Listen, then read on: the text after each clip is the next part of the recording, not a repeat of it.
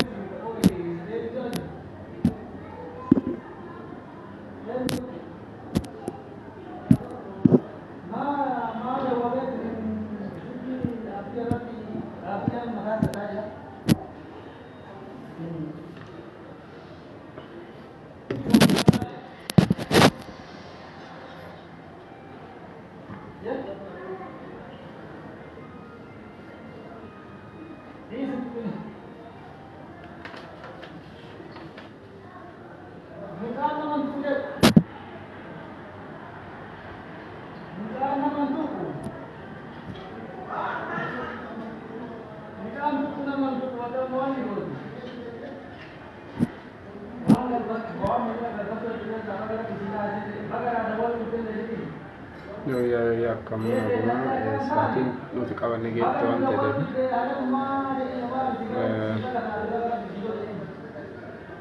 eeguu jirra nama dhufu.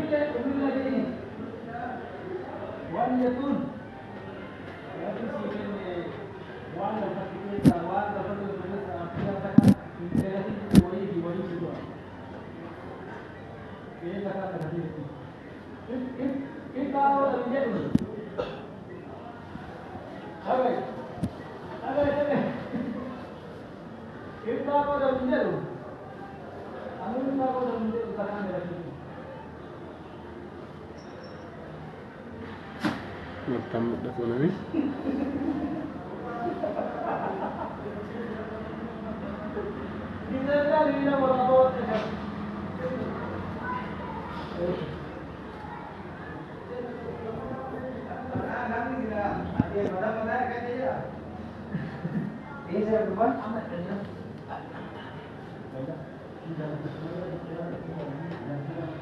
Ya orang tambah kan agak nuftani. Dogana gaan dhufte abbi nama bacaannatti mul'atu jira. Caaltuu eeguu jira waan ta'eef agasanti obsaan nu tura. Edaa neetworkiin nu rakkisee seenuu hin dandeenye. So amma gara sagantaa kennatti deemna. Agasiin dhuftu ammoo yaada keessan kennatu dandeettani. Dhimma sagalee kiyyaallee irratti yoo dhageessinye ta'e filattama. Akkasii. Abdi sagaleen kee dhagahamtee tinattami.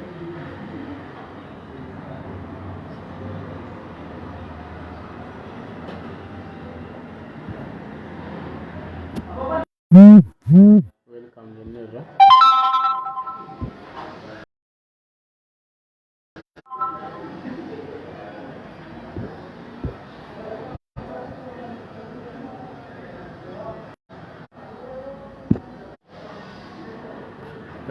Ya bagana gaan nuftan abaca seeneera. Sagantaa kenna ka'eta jenne taani amma irra dubbatu deemna waan ta'eef namoo kottaa.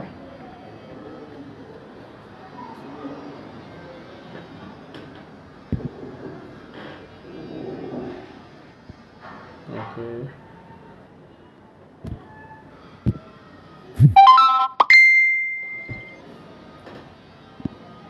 Nabarattiin dhaga'ama garuu amma sirreesseera yaa.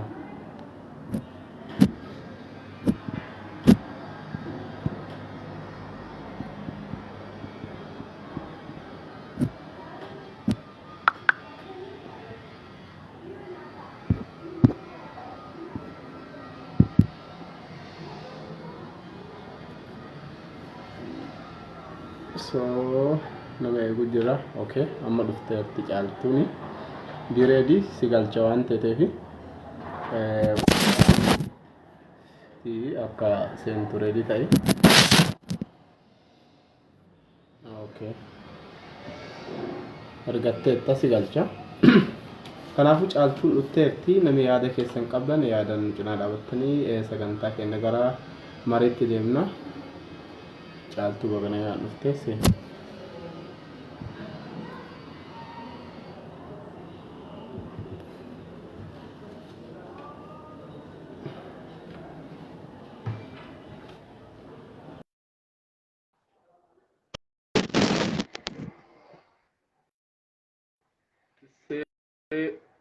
Waare.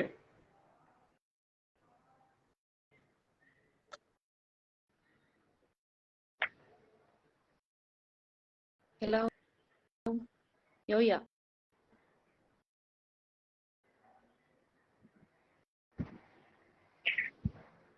Yo baga nagaan dhuftee caal. Akka nagaa yoo dhaga'ama. Allahu ta'uun hafu sagalee.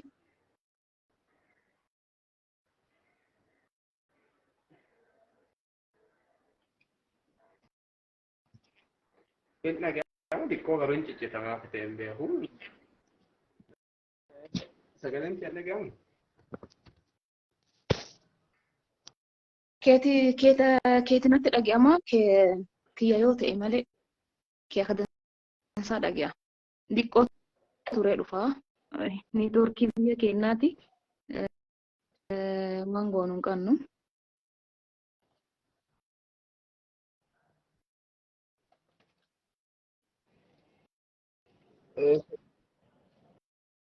Xiqqoo akka ciccitu wayii fakkaata. Hin beeku garuu.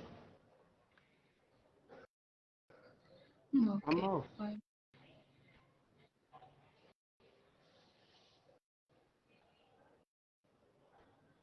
Already keeti dhaga'ama. Kiyya yoo ta'e. Kiyya ciccitaayi. Yaa. Yaa akkas ta'uu danda'a. Neetwoorkiin akka malee rakkisaa. Keeti viidiyoo keetti.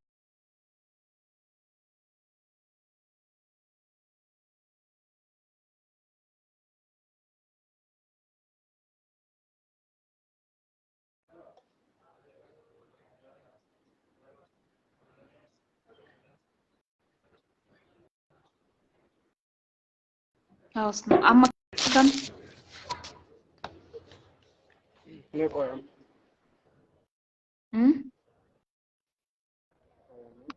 Ana bira garuu kiyya baay'ee wanni. Okay. Kiyya kukkutamoo keetti kukkutaa naan galle. Kee amma sirrii viidiyoon dura rakkoo ciccita ture amma garuu sirrii. Kiyya.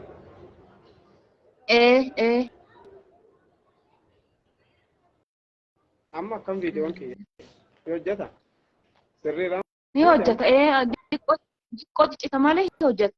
Warra jechuun kiyya hoo si biratti hin dhagahamu hin ciccita kiyyallee.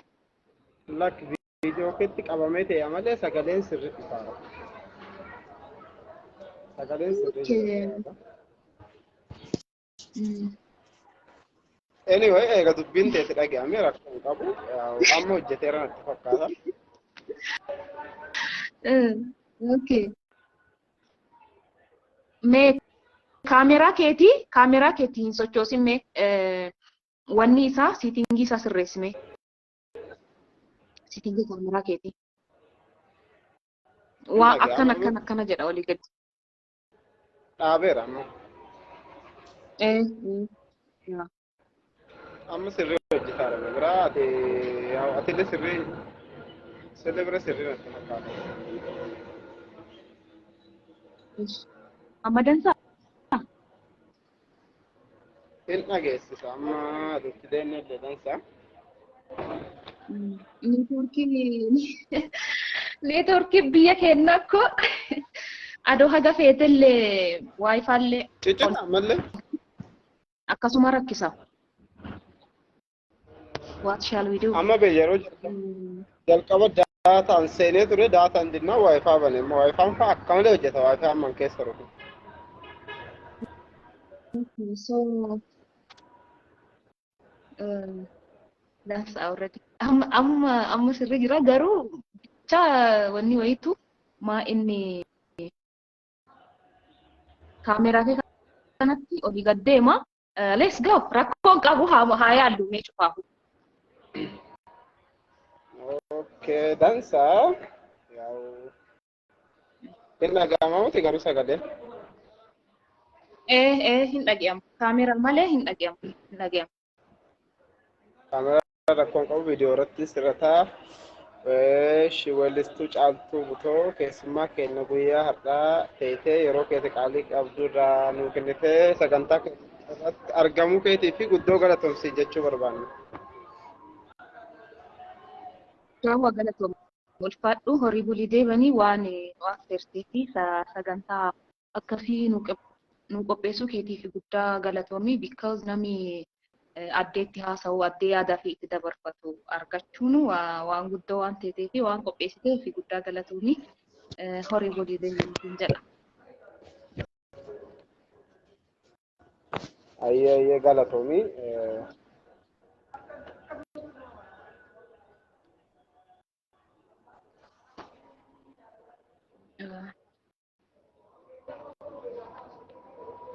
Ayyee waan dansaa gara gaaffitti haa deemnu.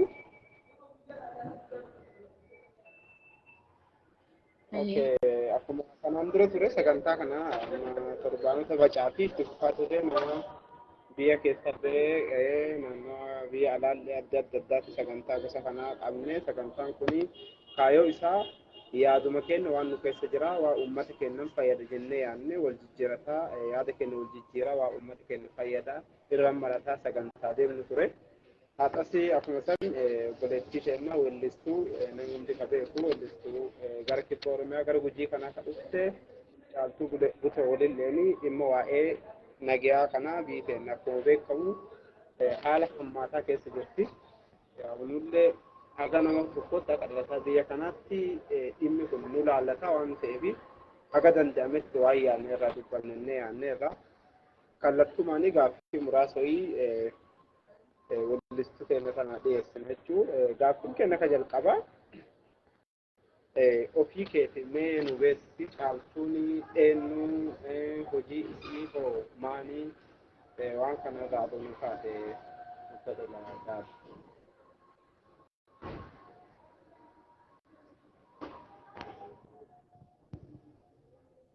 Ayyee dansaa horii bulii deebanii namni tokko sagaleen dhaga'amaa hin jiru jedha. Eenyu biraa akka dhaga'amaa hin jirre hin beeku. Sagalee daawwaa moo sagalee kiyyatti dhaga'amne jalqaba. Sagalee hin dhaga'amaa jirudha. Yoo dhaga'amaa jiraate dhaga'amaa jira jedha barreessaa. Eenyu akka dhaga'amaa hin jirre koomentii jala nu barreessa.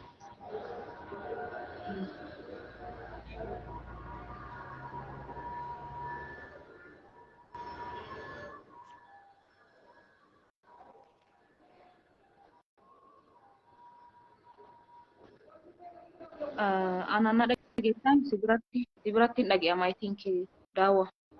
Sirriitti dhaga'ama. So kanaafuu hayyee yoo akkas teete namoonni as jala jirtan warri dhuftanii baga nagaa dhuftanii welcome marii gabaabduu nageenyaa irratti xiqqoo dubbannaa san dura immoo daawwaan kana gaafate ati eenyu naan jedhe ani Caaltuu Butoo jedhama weellistuu hojii artiirratti hojjedha gara kibba Oromiyaa godina Gujii irraa dhufee naannoo Nageelleetti dhaladhe darree hojii artiitiin ala immoo hojii tola ooltummaallee irratti bobba'ee jira. Inni immoo dhaabbataa miti darree hojjedhu.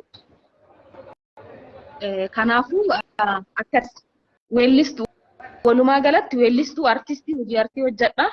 Kanuma. Okay. Galatoom Caalii eenyu akka teete nama hedduun si beekaa namoota sin beeknee fi beeksisi jennee galatoom si jenna seenaa kun ulfaadhatillee. Kallattumaan gara gaaffii teennaa deemnu. Hayyee. Gaaffiin teenya jalqabaa haala amma biyya teenya keessa jiru akka guutuu Oromiyaatti haala akka malee hamaa fi yaaddessaa keessa akka jiruun beekama. Ati haala amma biyya keenya keessatti uumamee naannoo Gujii, naannoo Wallagga, Shawaa, walumaa galatti Oromiyaa guutuu jechuu hin danda'ama. Haalota hammaataa amma jiran kana keessaa akkamiin bahuu dandeenya? Furmaati isaa maal jettee yaadda? Ati akka weellisaa jechuun artistii jechuun ila uummata kanaati. Ati akka nama tokkotti furmaati waan kanaa maali jettee yaadda? Rakkoolee uumamanii waggoota hedduu asii Oromoon akkuma jiruun rakkoo guddoo keessadha. Haala kanarratti rakkoo kana keessaa akkamiin bahuu dandeenya? Furmaati isaa maali? Akkamiin nagaa waaraa ta'e deebuu dandeenya jettee yaadda?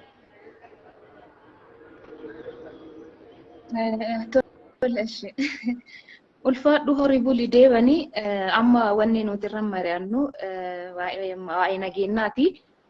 San dura garuu wanni ani dubbachuu fedhu uummanni keenya yookaan daawwattoonni keenya fuula kanarra jirtan jechuudha. Wanni nuti irratti dubbannu waanuma nageenyaati. Miira keenya dubbanna. Nuti nama siyaasaati miti waan edit goonee haasofnu yookaan keessaa kana keessa hamburree kanatti daballee dubbanna waan jennu qabnu akka gara siyaasaatti illee nu jalaan fudhanne akkasitti nu hubadhaa jechuu barbaada. Namni bara kana keessa baay'ee namni yoo nagee bultanii nagee ooltanii illee jedhiisaa fi rakkanne jechuudha. Because wanni cufaa gara siyaasaa jijjiirama. Innuma yaaduma nageenyaallee yaaduma nagaa tokko gisee ol dabarfattu namni maan godha fuudhee gara siyaasaatti irkisa jechuudha. Nuti waa'ee siyaasaallee hin beennu adoobeen illee hayyoonni baay'een jiru, aangawoonni hedduun jiru, abbootiin gadaa jiru. Namni baxaan jira waan ta'eef isaanii lakkinya malee waa'ee siyaasaa irratti guddoo haasa'uu hin barbaannu. Wanni isaallee hin beennu. Ka'umsa siyaasaa maan akka ta'ellee ani hubadhu garuu miira kiyyarraa dubbachuu danda'a. Akkasitti akka nu hubattan jechuu barbaada jalqaba. Itti aansee waa'ee rakkoo nageenyaa akka godinaalletti akka Oromiyaalletti jiru irratti diqqoo furmaata isaa irratti aduun ce'in yaada irratti kennuu barbaada. Maaniif jennaan furmaata kennuun dura rakkoo waan sanii beekuun dirqama waan ta'eef ka'umsa waan saniillee xiqqoo beekuun silaa barbaachisaa tureeyyuu nageenyi murteessaa ilma namaatii fi akkuma hafuura baafannuu kana akkuma qilleensa gaarii nu barbaachisu akkuma nyaanni illee nu barbaachisu akkuma uffata uffatullee nu barbaachisu nageenyi ilma namaatiif baay'ee murteessaadha. Namuu kana hubatu qaba. Namni nagaa hin qabne yookaan hawaasni nagaa hin qabne hin bobbaafatu, hin waarfatu, hin tiffatu, hin bocatu, hin qotatu, qotatee hin galfatu, waarsee elmatee hin argatu, daldalatee hin argatu, rakkoo hamaa keessa. Gaafa san keessa galtu immoo nagaan baatee hin galu. Naannoo kee yoo nageenyi hin jiraati. Gaafa hin tiffannee, gaafa warfannee, gaafa hin daldalannee, gaafa hin qotanne, gaafa hin bocanne namni sun maan ta'a? Wanni inni ta'u waan nyaatu hin qabu, waan hin qabu. Aadaa isaa dhaba.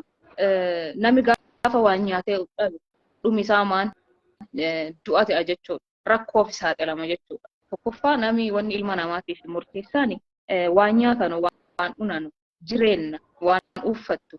Wanni sun immoo hennaa nagaa si dhooge, nageenyi immoo waan kana hennaa si dhooge maan ta'eeta gara rakkinaatti ceeta jechuudha. Kadhataa ta'eeta, in rakkatta. Namni yoo hin qotatin, yoo hin facaafatin, yoo baay'ee hin galin, yoo waan nyaatuu hojjetee argatuu hin dandeenye rakkoo nageenyaati yoo rakkoo akkasii saniif saaxilame waan akkasii saniif saaxilame namni nyaatee yoo hin bulin kadhataa ta'a jechuudha. Karaa rabbaa'ee kadhataa ta'a. Kanaaf bu'aa nageenyaa nama nagaa dhabee beeka.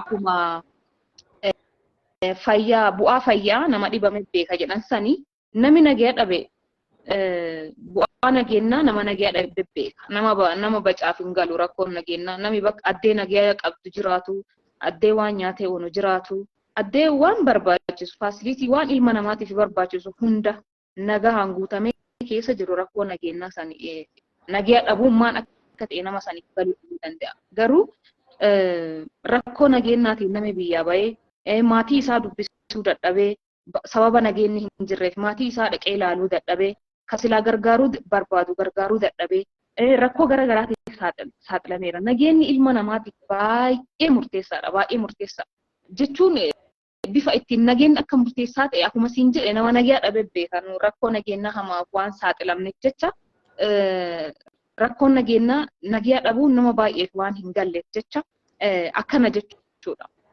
Dura akka furmaataatti wanni ani jechuu barbaadu nami silaa gabayaa hin beekne adoo bitatuu baatee barbaachisaadha jedhee yaada. Maaliif nami nagaa if dhooguu hin qabu. Numa bira jira furmaanni nageenyaa. Ummata siviilii bira jira, ummata hawaasuma horii tiffatu, hawaasuma daldalatu numa bira jira jechuudha. Namni waa gabayaa baafata. Fakkeenya ka dhadhaa baafatu jira, ka aannan gabayaa baafatee gurguratu jira, ka qamadii baafatu jira, ka boqqolloo baafatu jira, ka re'ee baafatu jira, ka loon baafatu jira gabayaa. Kana keessa horii gabbaa yookaan horii dansaa bitatte malee horii huqqaa shelphepha wamaa siin adoo qalattellee siin fayyanne hin bitattu jechuudha. Yeroo ammaa nageenyi naannoo keenya keessa jiru gabayaa akkasitti jira. Gabayaa gosa gosaa walitti bahe keessa dhaabatanii yeroo gurguratan nami laallatee bitata. Waan gabbaa, waan dansaa, waan irra namaa jira tokko laallatee bitata malee waan nama hin fayyanne, waan xurii, waan balfa nami bitatu malle. Nami yoo gabayaa bahellee nagaa bitatu malee nagaa dhabiisa immoo bitatu malle. Irra bacaa wanni nagaa nama dhooggaa waa akkanaa kana waan nami qabatee gadi sittaan bahe cufa fudhattee jala utaaluu olola garagaraa asiifachuu oofuu dubbii qabatama hin qabne fuudhanii waliin dhawanii uummata raasuu ifitta deebi'uu wanni namni yoo fakkeenya abbaa gadaa dhaga'e yoo ifitta deebi'e yoo irraa as dhuttee kaleessa waan irraa as dhunne sani karaa dhunne sani nami waan namatti yoo waan namatti galan fakkeenyaan akka aadaalletti hin falatanii, hin qalatanii, hin mari'atanii, wal gaafatan isii dhiiroo. Nagaadhaan rakkoo hamaa keessa jirra. Maanti nagaa nu dhoobu? Dur nagaa qabna. Amma immoo nagaa hin qabnu. Dur hin tiffanna, hin waarfanna, hin bocanna, hin qotanna. Hadha sammaanti nu dhoobu. Nami aadaa qaba. Nami aadaan bulu tokko jaarsa woo gaafata. Jaarolee woo gaafata. Abbaa gadaa woo gaafata. Hayyuu woo gaafata. Qaalluu woo gaafata. Sanii wadi yoo gaafatuu dhabanillee abbaan gadaa jira. Nami woo beeku jira. Fakkeenya bara rakkoon namatti galtellee rakkoo akkanaatiin nutti gale waan uumameen beenne uumame. Waan ta'een beenne ta'e gadaan tun gadaa akkanaati akkamiin keessaa ba'an mari nami wal mari'a gattee hin falatan. Akka falatanuun tanaan falatan hin jennu warra falu beeka waan ta'eef nuti amma hin falatanii hin qallatanii beenna malee akka ittiin falata hin beeknu. Garuu nami hennaa rakkoon akkanaa namatti galte rakkoon nagaa yoo dhaban rooba yoo dhaban yoo boni namatti dheerate yoo rakkoon namatti bacatte maan godhata akka aadaa hin falatan.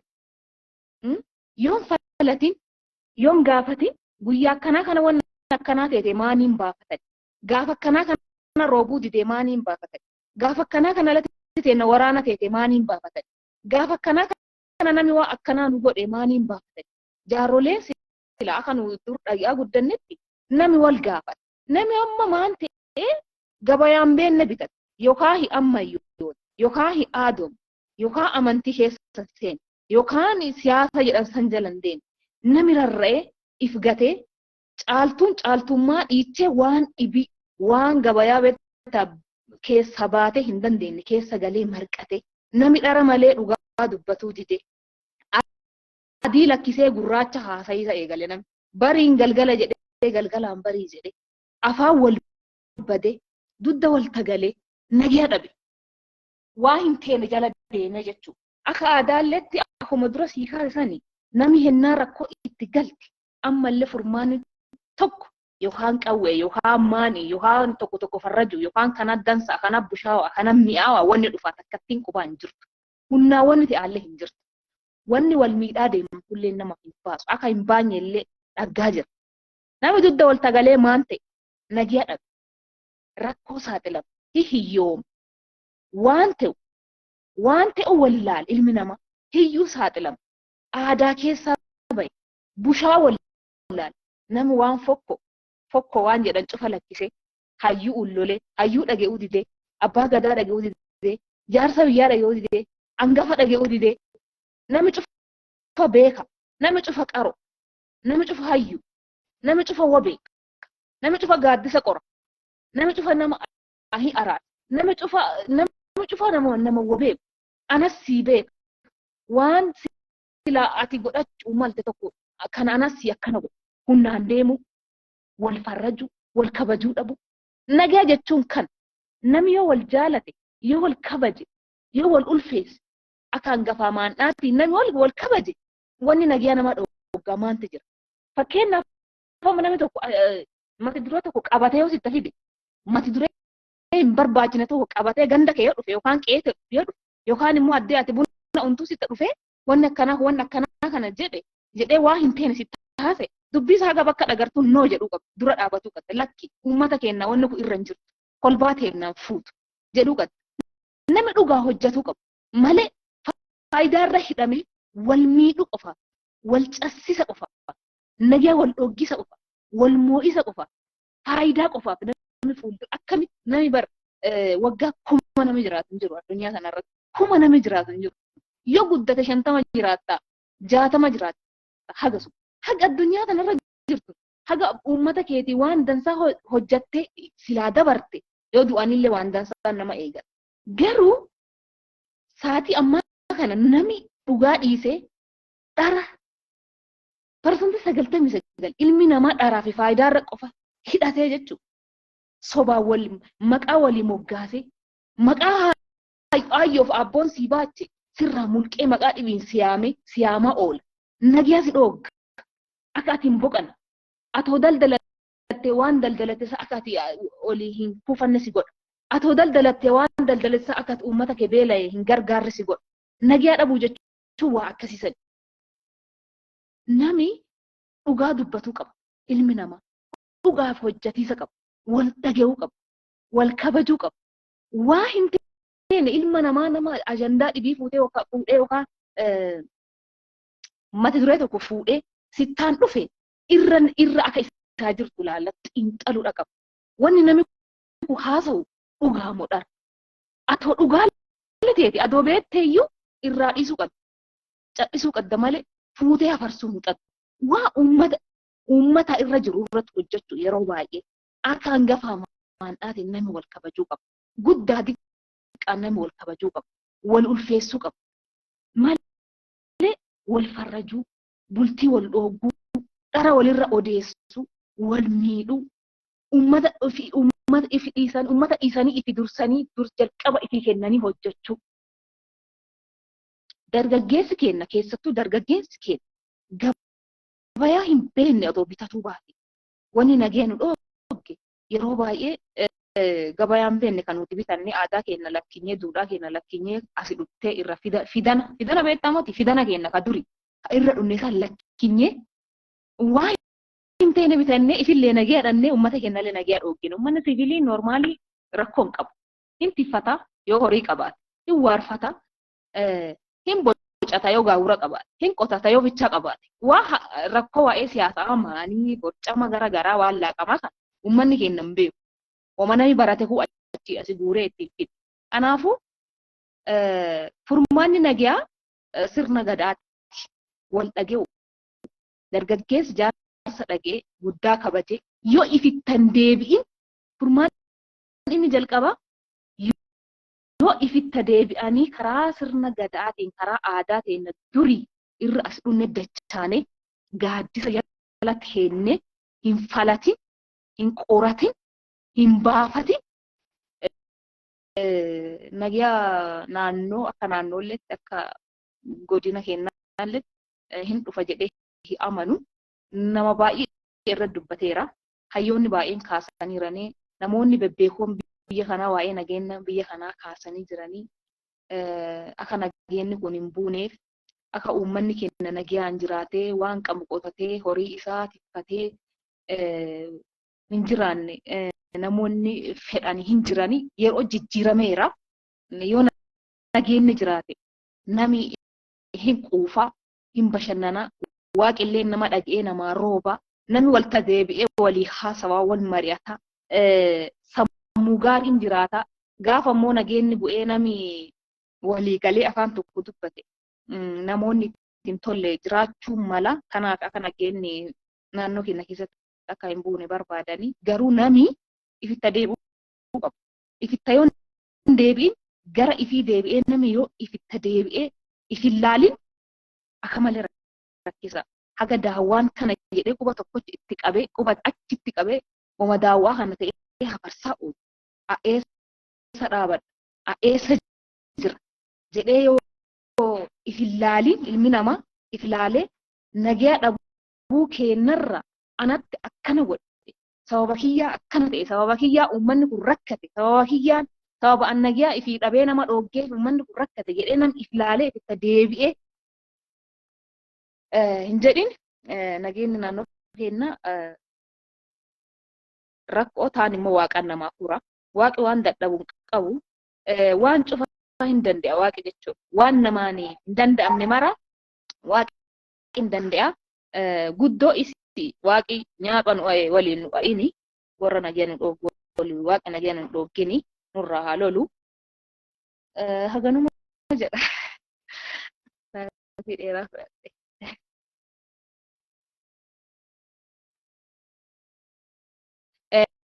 Miyuutirra jira sagaleen kee irra kaa.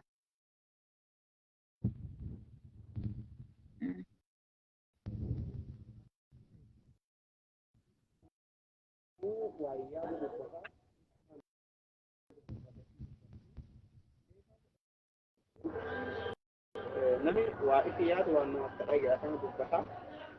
Yaada dubbattu kun yaada nama bacaati jedhee yaada. Amma nuti hawaasa Oromoo keessa hawaasa Oromoo Gujii keessa dhalannee waa aadaa Gujii beekna. Namuu karaa hubeeku dubbata.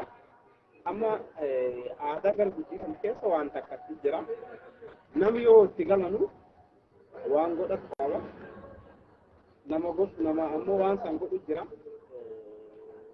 Haga nama waa aadaa beekeeti garuu waan beekan irraa dubbata hangafaa jedhe. Wanni kun galtee akkan goone namni mar'atu qaba. Caaltuun looma kana irraa kaachee haga gadi bu'aatti waa hedduu keessa deemtee dubbatteetti. Irra deddeebi'ee waa isiin dubbatte malee waan bacaa dubbattee kaachee dubbatteetti. Oromoon sila adoo seera ittiin deebine dansa waan jedhu kaachee furmaata isaa addee dursu waan hedduu namarraa ergifamu haagam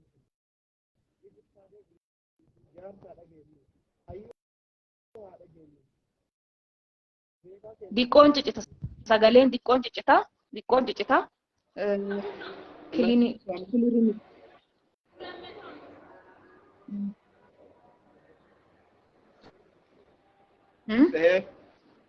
Okay, hayyuu keenya haa dhageenyuti, beekaa keenya haa dhageenyuti, jaarsa haa dhageenyuti.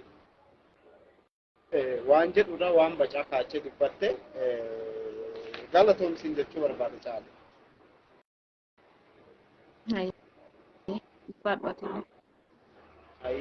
Waa isiin kaachee dura deebiin barbaachisu yeroo keenya qusatu jecha gaaffii keenya kan hafet dabarra haala furmaata nagaa biyya keenya kanarratti waan bacaa deebisteerti. Ammoo gaaffii tokko dabaluuf deema. Ishi gaaffiin keenya katta'amu Oromoon bakka bacaa qoodamee jira. Akka kutaatti Oromoon kutaa 11 garuu amma bakka gara hedduutti qoodameera. Akka kutaa 11 sanatti Oromoo akkasaatti kutaa 11 kanaanii seera tokkoon bula, aadaa tokkoon bula, wal dhagee waliin deema. Amma Oromoon bakka bacaa qoodamee jira. Walii galuullee waggaa dheerata qabameera. Qaawa kana fayyadamee ammoo inni nu miidhaa jira. Jidduu teenya seenee waan iddoo kan hojjetu jiru namoota ifaa kan namatti immoo hin barbaachisu. Amma haala kamii Oromoo kana walitti fiduu dandeenya? Oromoon akka inni tokko ta'uu fi nuti akka nama tokkootti ati ammoo akka artistii tokkootti Oromoo kana karaa kamiin haga danda'an akka inni walitti dhufuu fi tokkummaa isaarra haala kamii hojjechuu dandeenya? Akka Oromoon kun tokkoomuu fi daandii karaa kamiin karaa artiitiin ta'ee karaa adda addaatiin karaa kamiin Oromoon akka tokko ta'uu fi hojjetuu qabna. Nuti akka dhaloota amma bara keenya kanaatti akkamiin akka Oromoon tokko ta'uu fi tokkummaa isaarratti akkamiin hojjechuu dandeenya? Akkamiin qaama diinni seenee nutti fayyadamee nu miidhu kan akkamiin cufuu dandeenya? Akkamiin tokkummaa isaarra hojjechuu dandeenya? Waan jedhu gaafachuu barbaada.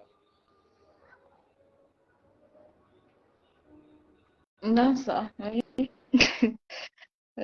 Galatoomi. Tokkummaa Oromoo Oromoo namni tokkoon godhu bee. Isaanuma tokko ta'e jedhee amana. Numa tokko ta'e already. Tokkummaa Oromoo weellistoota buleeyyii akka Alii Birraa fa'aa, akka Nuhoo Goobanaa fa'aa, akka gooticha artist Hacaaluu Hundeessaa fa'aa, hayyoonni biyya kanaa, barreessitoonni biyya kanaa jaarraa duraanii jaarraa 150 duraa kaasanii tokkummaa uummata saba kanaa namni dubbati hin jiru. Haga har'aa jechuudha. Haga har'aatitti tokkummaa Oromoo irratti namni hin haasa'e hin jiru. Oromoon ammallee miidhaa tokkummaa dhabuun qabu akka dansaa beekan bareechanii. Tokkoomanii immoo maan akka godhanillee akka dansaa beekan. Har'aanii namni taraan tokko kaan caaltuun har'aa tokkummaa Oromoo irratti akkana ta'uu qabna, tokkummaa Oromoo irratti akkana ta'uu qabna jedhee yoo haasa'ellee nothing womaa moti jechuudha. Amma Oromooni bifa kamiin akka adda nama oofanullee hin beekti. Bifa kamiin akka nama tokkoomsanii lakkuubatti akka dansaa beekan. Tokkummaa Oromoo ammaan tana akka keessa jiru jechuudha. Quufa adda nama bittinneessa. Quufanii amma quufanii addaa yaa'an. Namooti yaanna baasii jechuudha. Akkas fakkaata malee jaarraa 21 keessatti nami galgala ganama tokkooma jedhee nami wanni nama kadhataa hin jiru. Rakkoonu tokko nama gooti. Gaafa quufanii addaa yaa'ani ennaa rakkatan immoo tokko ta'uu namaa waan oolle jechuudha. Rakkoo tokkoffaa rakkoo tokko nu godha jedhee amana. Rakkoo barbu yeroo baay'ee rakkoo jaalanna. Si galee haga beekumsa kiyya diqqaatti rakkoo jaalanna. Rakkoo barbaanna. Rakkoo sarchi goone addee rakkoon jirtu sanitti walta faca'uu feena malee hennaa gammachuu hennaa kana walta faca'uu hin jaalannu. Kanaafuu Oromoo tokko godhuu ka danda'u rakkoo barbaadan rakkoo tokko nu godha. Kaan immoo warra waa akkasii barbaadaniif jedhe. Kaan immoo fakkeenyaa mata dureewwan adda addaa Oromoo diiganu jira. Bocamanii ka dhufan jechuudha. Uummata keenya ka diigan nama barateef illee ka wanni isaa ka sirriitti hin galle yookaan immoo uummata keenya hawaasa baadiyyaa jiru ka sirriitti hin galle ajandaawwan adda addaa bocamanii uummata kana hiratanii qoqqoodamanii bakka jechuun akka waan maan jedhan yeroo ayyaanaa tokko lafa tana keessatti bakka jifuu jechuudha. Injifatanii beektaa ebelullee injifuu agasii ebelullee jifuu agasii ebelullee jifuu agasii jedhanii Oromoo kana jifatuun jira yeroo tokko. Kanaaf nami irra beekuu qaba. Waan Oromoo fakkeenya mata dureen tokko bocamee gaafa gadi dhufu nami laallatuu qaba. Akka aadaalletti akka aadaa teennaalletti innaa amma walafa dhufan yookaan yaadi tokko innaa lafa dhufu nami wal madata. Wanni kun gujii irra jirti jedhee wal gaafata. Wanni kun gujii fuuti mee waa akkanaatti lafa dhufe jedhanii wal madatanii gujii fuuti moo fuute jedhanii wal gaafatanii eegi yoo gujii fuutu ta'een fudhanna. Yoo gujii hin fuune immoo lakkii gujii irra jirtu nuti hin feenu jedhanii dhiisan. Oromoolleen waa itti namni ajandaa namni bocee yookaan mata duree namni bocee itti fidu tokko yoo dhagge wanni kun Oromoo irra jirti yoo irra jiraatte hafarsuun rakkoo hin qabu laallatanii jechuudha laallataa deemanii yoo Oromoo irra jiraatte immoo Oromoo hin fuute jedhanii itti fufu yookaan waan san hojiirra oolchu malee namummaan karaa deemu tokko wama takka fuudhee dhufeeni keessattuu namoonni miidiyaarra jiran silaa namoonni ati digirii qabanii beekumsa qabanii karaa adda addaatiin wantoota angilii adda addaatiin ilaalanii uummata kana fuula duran bayan jedhuu dandeessu tokko waan kiiloollee hin madaale tokko fuudhee bakka kana godhee uummatuma bakka wamaatu hin beekne kan fuudhee dura baasee silaa eegii baratee iyyuu akkana ta'e kan baratin maan godha afarsaa oolanii uummata keenya qileenna kan jechuudha. Nami waa itti dhufe cufa akkamiin fudhata? Wanni kun dansaa fudhadhu innaas hin jedhani. Dansaa ta'uu isaa dadhabamtee laaltee hubattee xiinxaltee fudhatta malee waan sitti gadi fidan cufa akkamiin fudhata? Baay'ee waan nama jibbisiisu jechuun waan miidiyaan irra baatee dubbatu fi namatti hin tolletu deemama naannoo kana jechuudha. Wal qoodanii qoodiin isaa jedhanii koo amma waan anaaf amma akka salphaa dubbatu waan akka malee maayiner ta'e xurii jechuudha. Ganda haga gandaatti gadi bu'ee namni sagantaan tokko yoo qophaa'u tokko qofa deema ka gosa tokko sagantaan tokko qophaa'u ka gosa tokko qofa deema. Kana hunda akkas ta'a jedhee nama wanni jedhe bocee fidee itti kennee jira. Namni ilaalcha isaa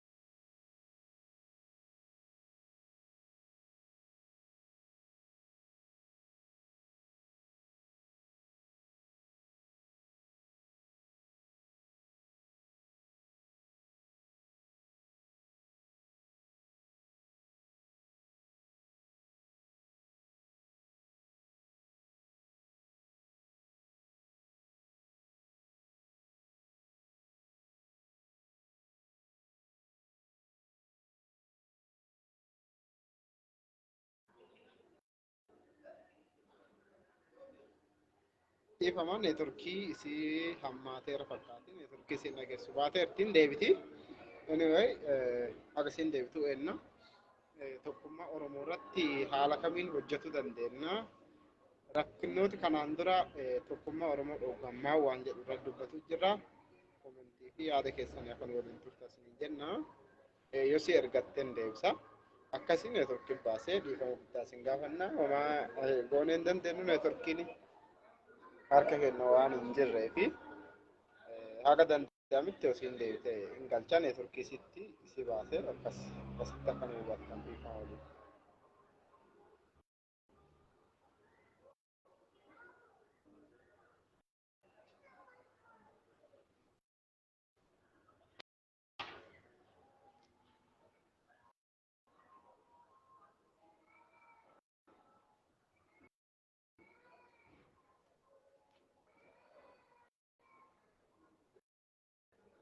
Neetworkii si baase caali kootu seeni.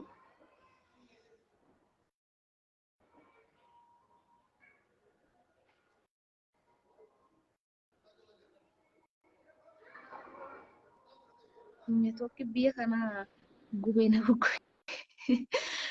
Oh, an bar haasawaara jidduun hinnaa laalu dhaabatte. Na bira ejjee xiqqoo kireera sanii fi kana neetworkii si baasee ta'uu Anyway, itti fufi.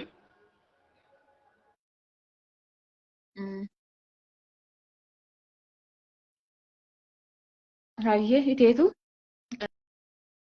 Kanaafuu Oromoon akkuma dura siin jedhe taa rakkootti nu tokkoomsa jedhee yaada.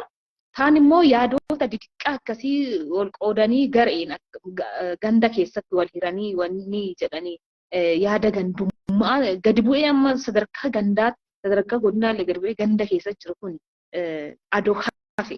Namoonni mata duree akkasii qabatanii yeroo baay'ee akka warra tokko sagantaan tokko qophaa'u siin jedheeraan dhageetutti hin beeku yoo sagantaan tokko qophaa'e ka gosa tokko qofa yoo sagantaan tokko qophaa'e lafa tana keessa waan bacaa waan agarru ka gosa tokko qofa waan didiqqaa jechuudha waan didiqqaa akka malee maayinir ta'e deemaara biyya kana keessatti garuu wanni dansaan maan seeta wanni Oromoo kuni ennaa rakkoo uumamtu numa wal faana ka'a waluma faana ka'an wanni jadduu waansan malee silaa adoo walirra dhiisanii akka malee hantuu ture waan didiqqoo akkasii sana adoo lakkisanii adoo wal jaalatanii jaalala adoo baay'isanii namni yoo wal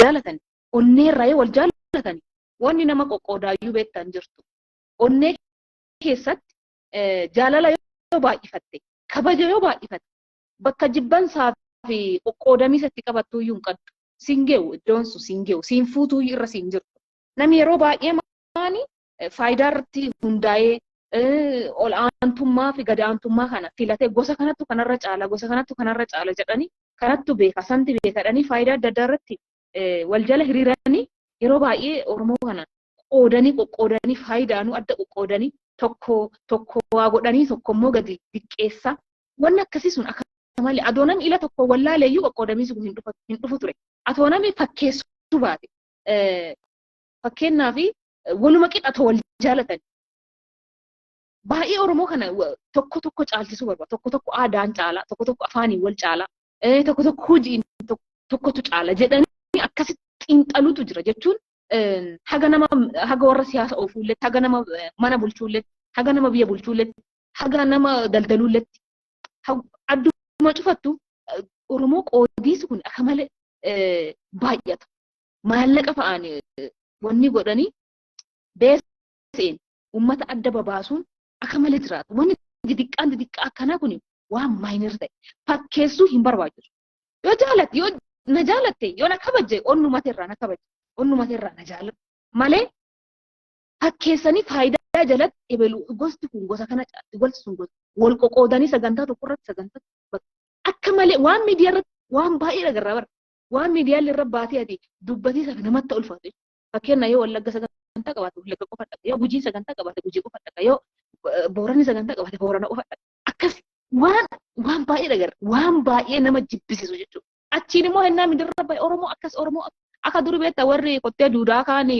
maqaa Itoophiyummaa itti dura qabatee maggaarrajatti godhatee duubaa waan dhibii dalagu kaan akkas amma maqaa Oromoo kana fuudhanii Oromoo jechaa oolanii lafarra wanni jiru garuu duddaaf gara dhugaa waaqa waan walitti dhufu anuu ofirra dhagge fakkeenyaaf amma yeroo maybe waan beekamtii hagas maraan qabaanneefi ta'uu danda'a namoonni beekamtii qabanuu fi namoonni sirriitti beekamtii qaban walqixa dhageettii hin qaban garuu warra beekamtii qaban caalaa namni beekamtii hin qabnelleen hojii dansaa hojii boonsaa hojii namaaf ta'u hojjetuudha mala uumama isaarraa ka'e jechuudha yeroo sanitti amma ijoolluma gujiitti wanni gisee uummanni wanni akka malee nu jalaa beelawaa ture san ilmaanuma teennatti yuunivarsiitii irraa tamaariin birrii 5 nu buusaa turte uummata keenya gargaarre jechuudha lookatti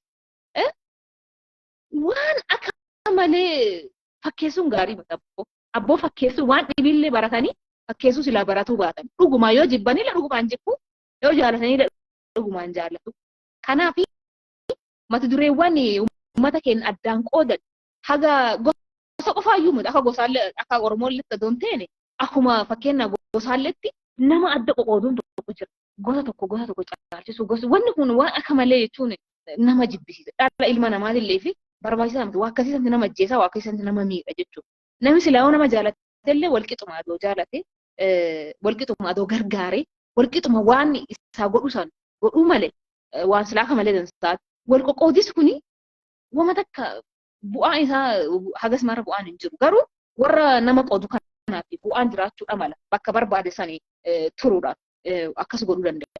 Maybe amma waa weellisuu fi addee amma yookaan jiru sanii bakka weellisaa lafa kiyyaa tokkollee hin dhufini anuma addee sanii du'aa dheetimi nama kaanii ati gaarii nama kaanii ati hoosee nama kaanii ati badaadha addee san jiraadha jechuudha. Garaagarummaa uume jechuudha. Garaagarummaa kana namni immoo irra beekuu qaba. Nullee yaada xuraawaa fudhatu hin qabu jechuun waan jabaa gosallee yoo ta'e waan gosa sanii dansaa ta'e malee waan gosa sanii fayyadee gosa biraa miidhuu irratti hojjechuu hin qabu. Malee waan yoo fayyadellee waluma qixa fayyaduu qabu. Gosa tokko ol kaachee gosa tokko yoo gadi xiqqeesse gosa tokko fayyadee gosa tokko jaalattee immoo gosa ka'achi yoo dhiibde godina tokko ofitti qabataa ammallee godina tokko achi dhiibu wanni akkanaa kun waan akka malee jechuun garaagarummaa diina walta nama godhaa deemu jechuudha. Uummata saba akka gosaallee walta diina nama godhaa deemu waan akkasii sanirraan hojjetuu hin qabu. Madansaarra hojjetuu qaba malee.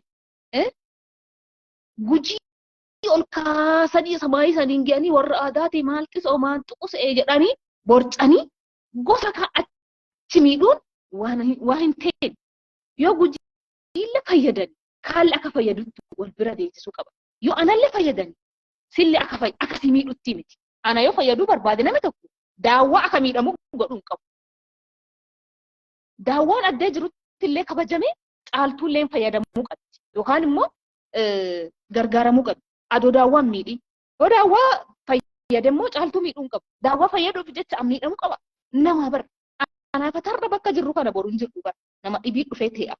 So kanaaf waan hin dabarreef jechuun waan darruuf jedhanii waan hin darrine uummata keenya keessatti adoo uumuu baatanii.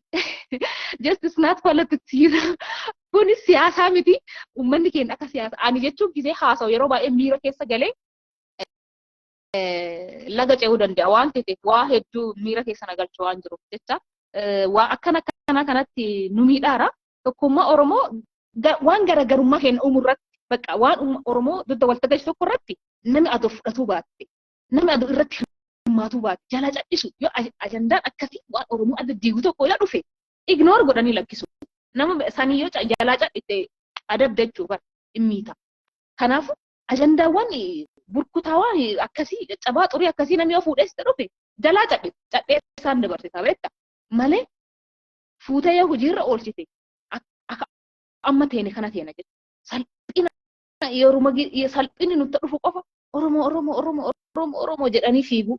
Ennaa ammoo faayidaan tokko argamu ciqilee asii achi wal dhiibu asii achi oofu. Rakkoowwan amma godinaalee Oromiyaa keessa jiran kun akka amma itti cadhinee ilaalaa jirru kanatti yoo deeme balbala nama cufaatu nama dhufa finfinneellee nama dhufa jechuudha. Bumaa ammoo nagaa kan namaani jedhan malee waaqa oofeeti dabar namaa rabbi oofee bida. nama achir nayyaa dhabe san waaqa ol booyaa mati haadha ol booyaa mati ilmoo ol booyaa mati waaqa booyaanii mati jaarsi gara waaqa booyaa mati waan biraa hin naguudha waaqi immoo ofii nama waan garagala biraa baay'u isaa angaru dhugaa waaqa jechuudha itti amana rabbi akka malee itti amana namni waan harka isaa hin argatu akka fedhallee yoo ta'e jechuudha yeroo tokko miidhamuullee beekta hose rakkachuullee hose maaf isee nami miidhamu yeroo baay'ee nami rakkatu nami gidirfamu yeroo baay'ee hin mo'an dhuma isaarra jechuudha. Kanaaf abdii qabu yoo rakkatanillee uummanni keenya nama nagayaa dhabee beelaa qa'ee haati akkan teene teene ilmoo akkan teene teete waan ta'e hin beekne ta'e kunini keessaa ba'an dansa akka bayan baga miidhamanii jedhan because yoo waan akkanaa kun hin ta'ini rakkoo akkan seetennaa aanan gizee raasanii wanni itti godhanii moo jechuudha fuuleensaa jedhanii gara keennatti buttee irratti fuuleensaa godhan si galee yoo fuuleensaan sun ittiin jiraate wanni sun hin dhoowwaa beekta kanaafuu fuuleensaan barbaachisa baga ta'e wanni akkanaa kun baga ta'e kanaan duuba moo wanni dansaa akka jiru addii qaba akka malee addii qaba dhugaa waaqa maaf seeta miidhamuun dansa miidhamuu duuba waan dansa jira waan ta'eef rakkoon baga jiraate guddoollee rakkoo hin jibbina garuu furmaata itti barbaaduun dirqama jedha walumaa galatti Oromoo ka tokkoomsuu danda'u rakkoo malee sila adoo weellisu atoo walal ofii dalloonfa tokko nama gootu teete atoo jechi hayyootaa tokko nama godhu teete adoo barreef kitaaboleen adda addaa tokko nama godhu teete atoo siyaasa illee haa fayyadaman waan ga'oo haasofni aangawoota tokko nama godhu teete Oromoon halkan tokko illee hirriiballee sila adda hin bayu hirriibaafuu waan dhibiidhiisi hirriibaafuu adda hin bayu garuu amma adda ta'anii wanni jedhan kana gabayaa namni baafate bitatanii waan hin beekne bitatanii aadaa gadi dhiisanii safuu gadi dhiisanii safuu fokkoo dhiisanii ofii isaaniiti fidana ifii dhiisanii fidana abbaan qabne bitatanii abbaa qabu bitatanii jechuudha karaa deeman jechuudha kanaafuu rakkoottu Oromoo tokko godha walumaa galatti.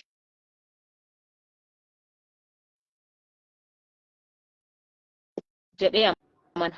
Neetwoorkiin baddee ammallee. Oh my goodness. Daawwa. Ndagaamata. Girti. Ndagaamata. Jira yanatti miyuutira keessatti. Miyuutira kaasera. Gal caale badhichee deebiche. Gaaffii xiqqoolee si gaafatu garuu ati explainii dansaawlee nu deebiche. Galatoomii anyway namni hundi akka yaada garuu nama akkatti fakkaatee hin deemne yaadin lafa yaadde deebiste. Tokkoffaa wanni tokkummaan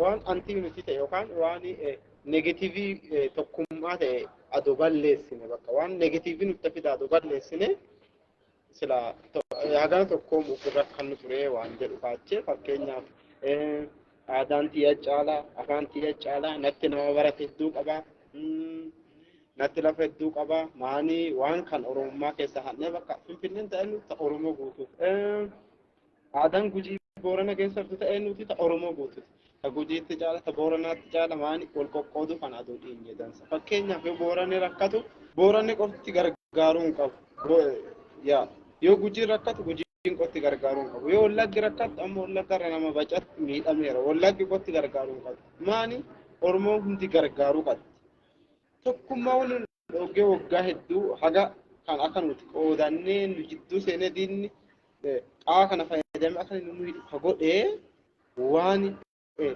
negatiivii tokkoffaa kan hir'uu tokkoffaa waan tokkummaa diigama baceessaa hojjechuu kenna kanaafuu waan tokkummaa kenna diigaa irratti xiyyeeffannee waan kana adoo balleessinee waan kana adoo karaa irraa gorsinee kaanee tokkummaa kenna arganna waan tokkummaa kenna miidhaa ofittummaa dhiinyee ebelu kiyyaa fakkeenya namni tokko yoo nama siyaasaa cimaa ta'e inni Arsii inni Wallaggaa inni Gujii illee bunnee utaaluu hin qabu inni Oromoo jechuu qabna duuba background isaa qoratu malu inni si Oromoo tam inni Arsii moo Gujii moo inni Boorana moo Wallagga kamise moo Wallo jennee duuba qorqoruu dhanee dansa. Caaltuuma weellistuu Guji isin intalti sun Oromoo tan jedhanii gaafatu hin qabanu.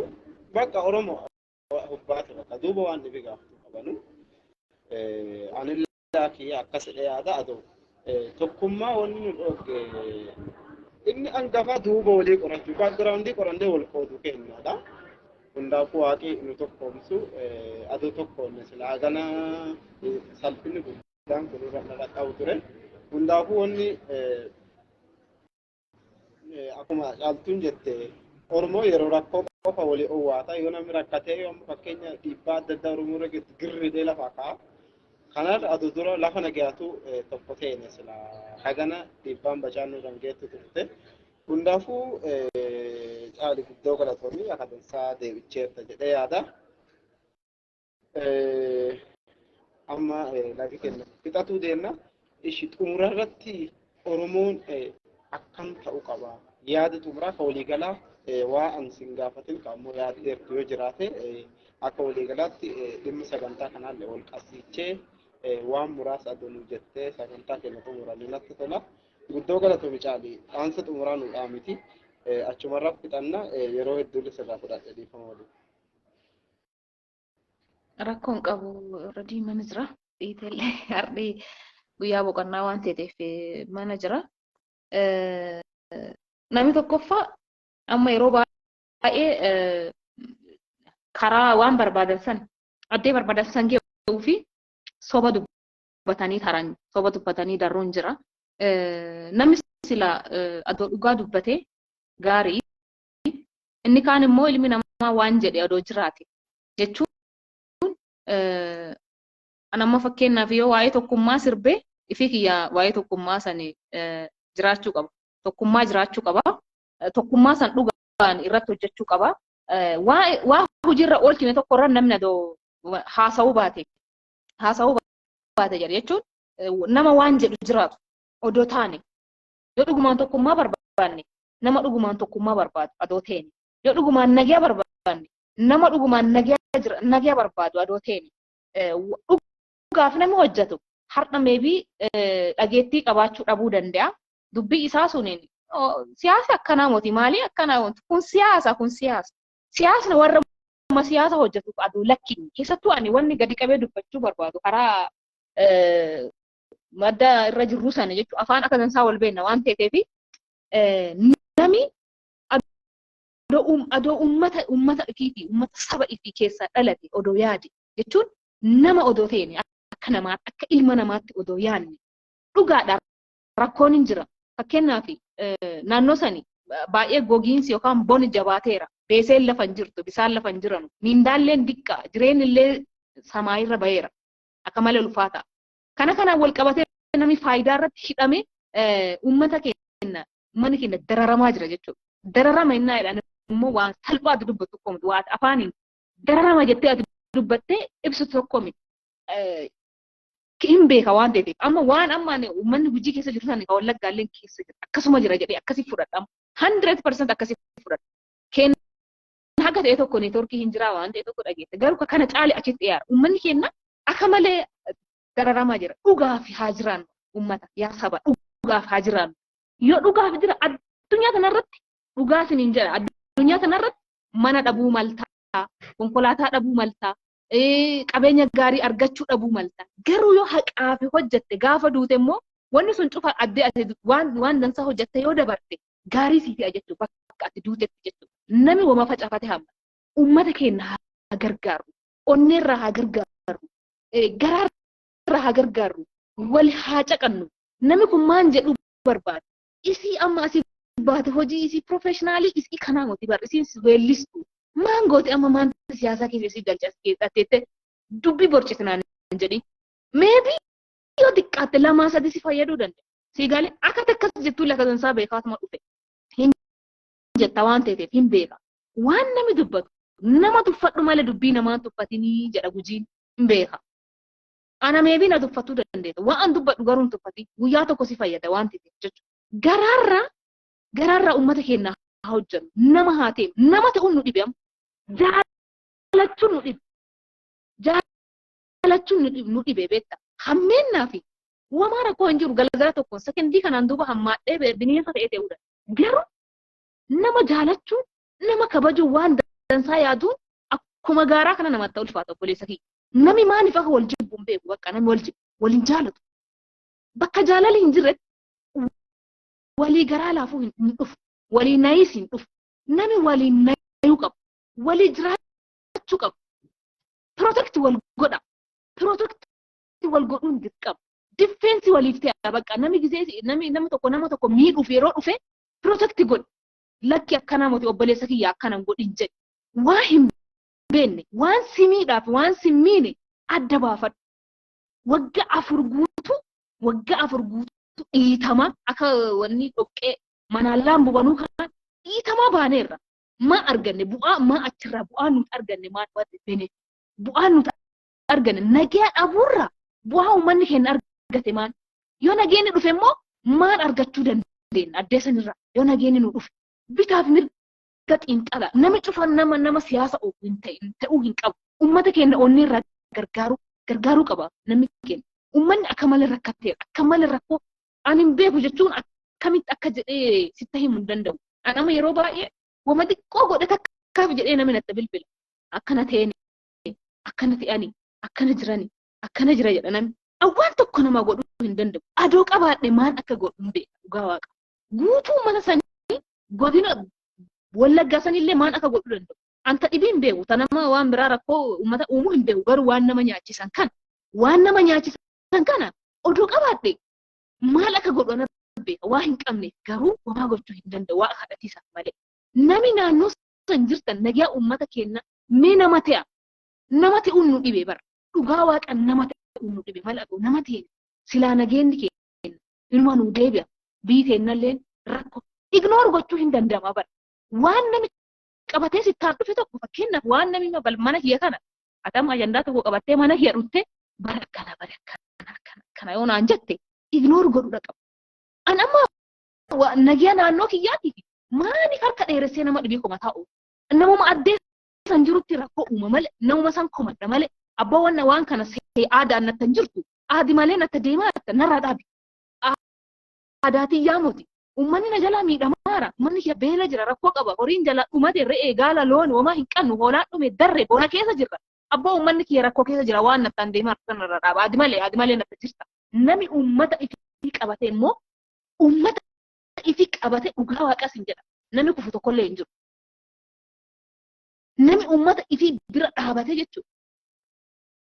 Aduu amma naannoo san jira dhaqee ilaala bakka haadholii rakkoo keessa jirti yaalli fayyaa hin jiru manni barumsaa hin jiru dinagdee hin jiru nami daldalarra hin jiru nami amma karaarra jira bakka karaarra ta'ee kadhata nagaa dhabaaf rakkoo nagaati. Uummata san deemee waanuma qabu bisaan latooteete xoxxoo xaasaa tokko latooteete geessee fi irra dhaabee gaafadhee maarra jirta akkan teetan jedhee gaafachuu dhama. Maaliif jennaani horiillee beektaa sooressa qaba habaayee galuun qaba namoonni bulcha waan ta'eef jecha waan san godhuu qaba nami sila akka kiyyatti garuu amma waa'ee isaanii wamaa waan jedhee danda'u dhibii hin qabu garuu nama haa teenu akka namaatti haa yaannu yaa uummata keenya nama haa teenu yoo nama teene yoo nama jaalanne yoo nama kabaju miidhaan hin jiru yaadoonni garagaraa asii namatti guuranii akka ati abdii kutatu akka ati baatee addee malee lixattu namoonni si godhan baay'een jira wanni mara salphaa muti garuu dandamatanii keessaa bayanii dandamatanii waan san silaa adoo uummata keenya gargaara mee waaquma sodaadhaa rakkoo uummata keenya hiika waan kana nama godhaa raamutiisi gadaan nutti fide garuu yaa'u beektaa yeroo tokko warri amantii kiristaanaa hordoftuuni waanuma ta'utti yaadan jechuun waanuma uumame hin teeti waan akkasii hin teeti jedhan waan kalee raaga waan ta'eef hin teeti akka jedhan sa'a kan teene gadaallee yoo fidde waan gadaan fidde sanillee akka jala darranuu jira akka falatanu jira akka qoratanu jira nami wo beeku adoo dubbate dargaggeessillee atoo jaaroolee wo gaafate isii gadaa akkanaa gaafa waan akkanaa dhutte akkan godhanii jedhanii adoo wo gaafatan akka amantii isaatiin nami waaqa adoo kadhate dhugaarra atoo hundaa'e walirratti ka'uuf akka malee uummata keenya bonaa fi rakkoowwan namtolchee tokko caala kan gaaga'amaa jiru yookiin kan nama saldooqaa jiru jechuudha. dubbii hin teene wal keessa olii gadi oofanii uummata keenya gaagaan uummata keenya saldooqan uummata keenya faayidaan bitanii waan bakka hullee watti kenna rakkateera uummanni nama rakkoo keessa waan jiru buliisaaf ilmoo bulfatiisaaf jedha waa hin taane keessa galee rakkoo hamaaf saaxilameera taani dhumarratti wannan jechuu barbaadu cufee bakka warri baratan nami baratan fakkeenya nami waa barate sila yoo baratan waan baratan san sila rakkoof oolchuu otoo hin taane furmaataaf oolchuu mal furmaata uummata isaatiif oolchuu mal nami waa'ee ibsaa barate waa'ee ibsaa kanaa nami barate yoo ibsaan sirraa citu dhufee ibsaa san walta sii hidhe akka deebi'ee sii ifu sii godha akkasiyyuu nami sila waan barate sani adoo uummata isaaf fure rakkoo uummata keessanii hin ta'ina warri baratan amma nama barate uummata keenya rakkoo ta'e dhugaa waaqa nami barate sila akka barate saniin waan bare saniin furmaata uummata keenya adoo fiddan ammallee furmaata barbaadna bakka furmaata rakkoo adoo hin ta'ine furmaata barbaadna furmaata keessattuu furmaata siyaasaa akka malee barbaadna jechuun warri siyaasa beektan waan amma dubbiin cufa waan siyaasaa ta'eef jecha karaa siyaasaatiin uummata keenyaa fi furmaata kenna haga addee jirtanu jechuudha akka uummata keenya yoo uummanni kun hin jiraanne jiraachuu dhabuu dandeettan dhugaa waaqa namni barcumaallee irra jirullee yoo uummati kun addee sanii hin jiraanne wanni addee san ta'uuf takkaallee hin jirtu yookaan daldalaa ta'a yookaan immoo deemee addee biraa woo dalaga malee wanni achi ta'uuf hin jirtu uummata keenyaa furmaata fidaa dhaloonni ammaa kun wal qabatee uummata keenyaaf adoo hojjete dargaggeessi keessattuu wanni cufaadha dargaggeessi karaan dargaggeessa hin jiru cufaa yeroo baay'ee namu karaa akka dargaggeessi akka balleessaa ta'etti akka gubaa ta'etti akka maalii ta'etti akkasii fudhatama yeroo baay'ee dargaggeessi akka uummata hin gargaarreef karaan cufaa innaa yookaan immoo waan ta'e wayiitti akkas akka gara wanni kanallee dhunne akka uummata gargaaruuf fili asin ceene addee biraatti gurmeessanii dargaggeessa achi dhiibuun jira uummata irraa fageessanii jiraachisuun tokko jira garuu wanni salphaadhaan wanni cufa salphaa muti dhawaataan bakka saniin bayanii maal waan uummanni keenya nama rara bakka wanni biraa wanna irraa jedhu hin jirtu uummanni keenya akka malee nama rara miidhaan uummataa kun akka malee nan dhus keessa kiyya naguba galgala ganama naguba garuu siyaasa jedhanii fi siyaasa maa akka ta'e hin beennu isa miilaan deemu isa balali'u isa maa akka ta'e hin beennu garuu siyaasa jedhanii siyaasa kana waa inni ta'e hin beennu siyaasi yoo furmaata namaa fide silaa bareeda siyaasa rakkoo namatti fidu eegii wanni siyaasi nuu rakkoo teete siyaasi baana yoo rakkoo teete rakkoon biyya jirtu siyaasa jedhanii mati eegii siyaasa teete jalaan qabina siyaasa eegii rakkoo namatti fide uummanni jalaan qabina bakka jalaan fuudhina wanni nu eegii rakkoo uummata keenyaa eegii siyaasa jechuudha ka jedhu barbaadu jalaan qabina hin fudhatina waa'ee siyaasaa jalaa cadhisaa uummata keenyaa fi furmaata fidaa jedhu barbaada daawwaa dhugaa galatoomi addeetti dubbadhee baafadhu na qopheessite itti fufi sagantaa kana silaa guyyaa akkanaa kana doo ta'e bareeda guyyaa hojii namni hojii oolaa sa'aatii lama namni dafeellee qe'eetti hin galu hojiirra jira waan ta'eef adoo guyyuma akkana boqonnaa kana galgala doogoote bareeda jedhee yaada ulfaadhu horii bulii deebanii jiraadhu abbaa obboleessa kee.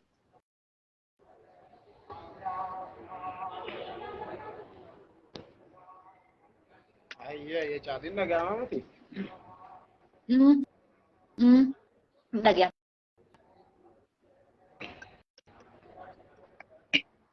Guddoo si dheebessinillee bacaa dubbattee.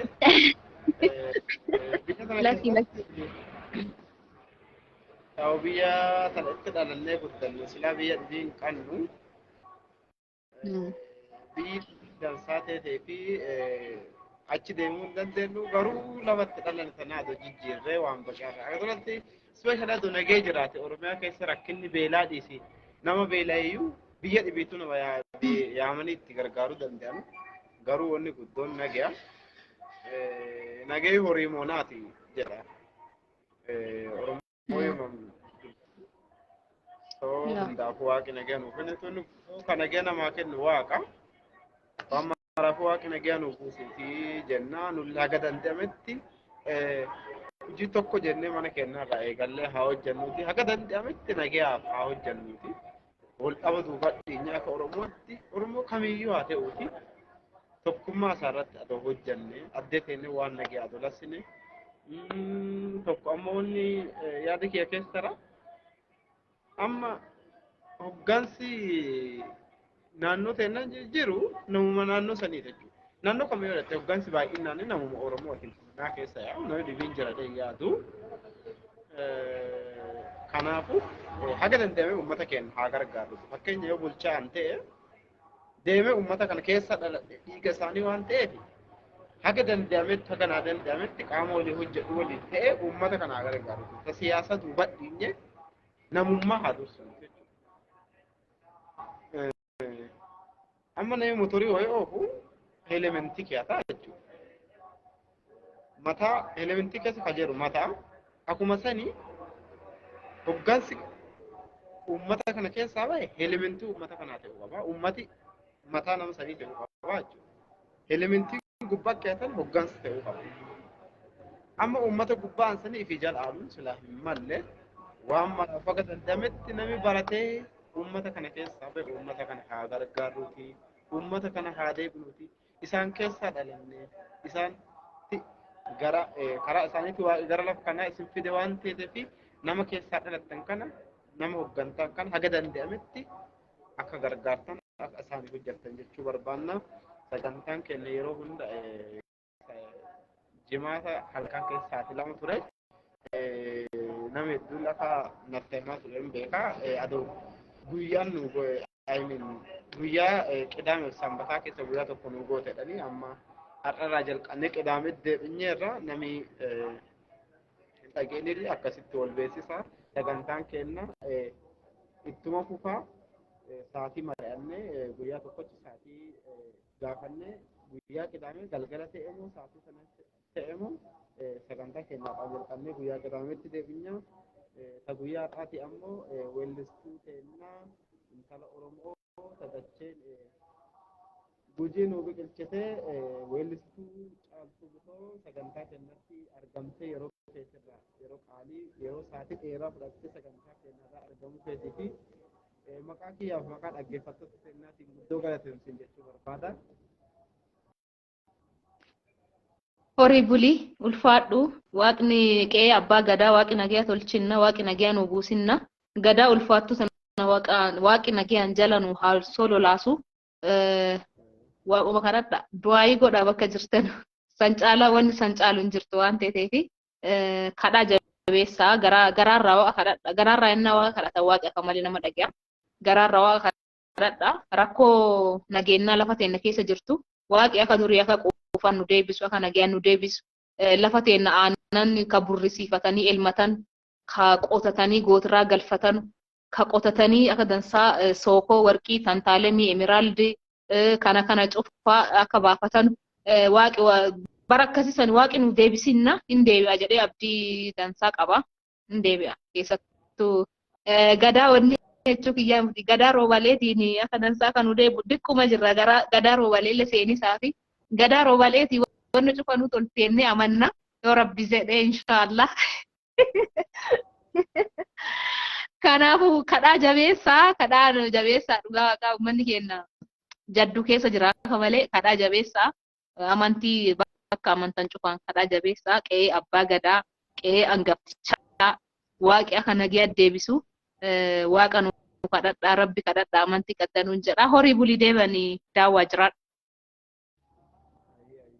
Sagantaa kennaa asirratti muranneerra namni sagantaan kun viidiyoo postisne waan godhamuuf viidiyoo irraa dhaggeeffachuu dandeessanii dogongora nama ilmi namoota dogongora hin jirtu dogongora as keessa dubbannee yoo jiraate qolchaa jedhu barbaannaa caaltuu kadhatu nagaan. Bye.